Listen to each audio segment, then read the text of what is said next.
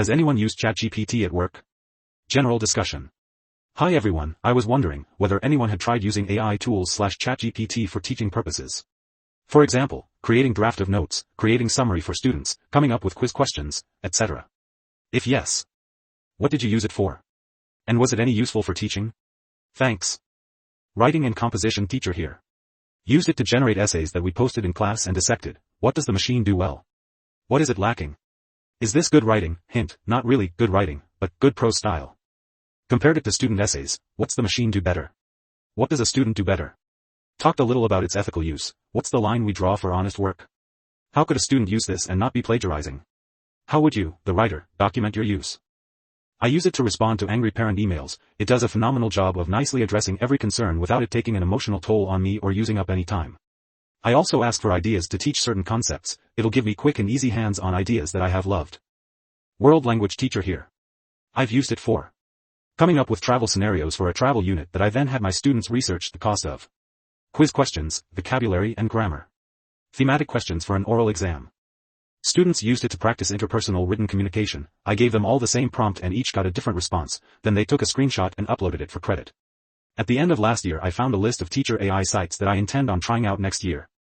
Been messing with it to write cross-content units specifically between science, English, and social studies at the high school level. We mostly have been feeding it standards and learning objectives and seeing what it spits out. Sometimes we get useful stuff and sometimes not, but it has been useful when we are initially start coming up with activities and sequencing since most of us have little cross-content experience. Almost all of my lessons are required to be like that. Write a generalized prompt that will allow you to quickly copy-paste what you need to integrate into the lesson. Use the create format. It's been awesome. I had to mess around with ChatGPT for one of my master's classes yesterday actually, so I haven't used it in / for my classroom yet. However, I am 1000% going to. I'm obsessed. Within 5 minutes flat, I had a detailed unit plan for a maps unit I taught last year. Detailed individual lesson plans that address all of the geography standards for my state with a combination of different instructional approaches and hands-on activities and technology integration, all the standards rephrased into I can statements for objectives. A creative project-based assessment plan with a rubric, and differentiation options for visual / auditory / kinesthetic learning preferences, gifted students, English language learners, and other special needs. Be careful though. ChatGPT is known to make up facts and even invent fake sources. So if it has anything like facts or sources you have to painstakingly go through and check / fix it all. Yup. I am not great at detailed planning. I tend to see what happens in class that day and then use the results of that day to decide where to proceed in the next day. It's very performance-based, and I suppose there's an argument for it. But the downside is that I can't always guarantee I'll finish the unit when I want to, or that I'll teach it the same way for the next cohort. It offers a lot of freedom, but I'm always worried I'm missing something. So, please generate a number, interval, syllabus to teach, book, to students of grade level. Include at least one session that outlines the context of the work and its author. Include assessment checkpoints at regular intervals that will allow me to assess the student's understanding of the text. Also include 2 major assessment checkpoints to evaluate the student's ability to analyze the author's choices and their effect. After that, I figured what the hell. And added, thank you. Please generate a list of at least 30 vocabulary words from the text that students may struggle with. Need to double check that the list I got is legit, of course. I'll be starting Death of a Salesman in September, so I may give this a try. The response I got from ChatGPT was fairly bare bones, but it certainly is enough to get started with. Am I alone in saying please and thank you to this thing? Is that odd? I tried testing its ability to assess books and was very disappointed. I thought it would be good to test kids on books that the teacher hasn't personally read. Like everyone can have free choice and then take a quiz at the end of write a brief summary of each chapter. I ran through books I knew well and the questions and chapter summaries were garbage. Incorrect facts, incorrect series of events. According to ChatGPT, Charlotte the Spider made it back to the barn after the fair. I used ChatGPT for emails and getting example questions, math. However, there are great sites that use AI in specific ways for teachers. CuratePod will make lesson slides, include brain breaks and starters, and generates quizzes. Scribble Diffusion makes images based on keyword prompts. Edua.ai, it's basically a TA. It even has a sub-planner tool. App.twi, put in a YouTube video and it produces questions for you. Questionwell.org reads a document or text and generates Kahoots, Bluekits, Quizlets, etc. I am teaching a new elective/specials class that doesn't really have an off-the-shelf curriculum, so I use it to write all my unit outlines, pick out the essential questions answered in the unit, determine the key vocabulary, suggest books that fit the theme of the unit, suggest activities or games, etc. It did a great job, and if I didn't like the results I could ask it to redo the whole thing or individual parts. It's not perfect, and it is often vague, but it gave me a great start for my units and helped determine the pacing. Basically took away the dread of the blank page where you don't know where to start. I can't use it. I've tried. I took a workshop on it. Everything I get, no matter how much I prompt, seems so basic, like a lesson designed by a pre-service college junior. Like, okay, I guess it might be correct but not great or special or deep or anything. And when it is wrong. It is so confident, and so wrong. This is exactly why I think teachers should be more careful with it. As well as those using it to write exams and quizzes.